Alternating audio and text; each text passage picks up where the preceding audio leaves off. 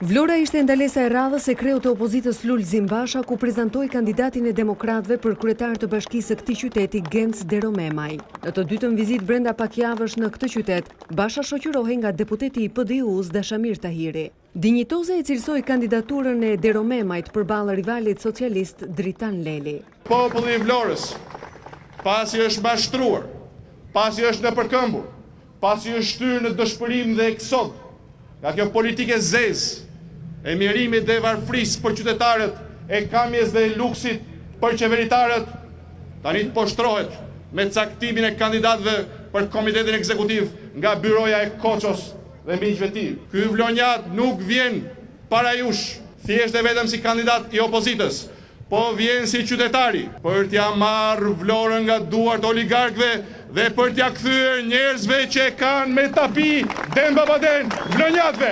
Kreu i demokratëve ftoi vlonjatët që në 21 qershor me votën e tyre t'i thonë ndal shtimit të papunësisë dhe përkeqësimit të gjendjes ekonomike. Papunësia ka shkuar në 20%.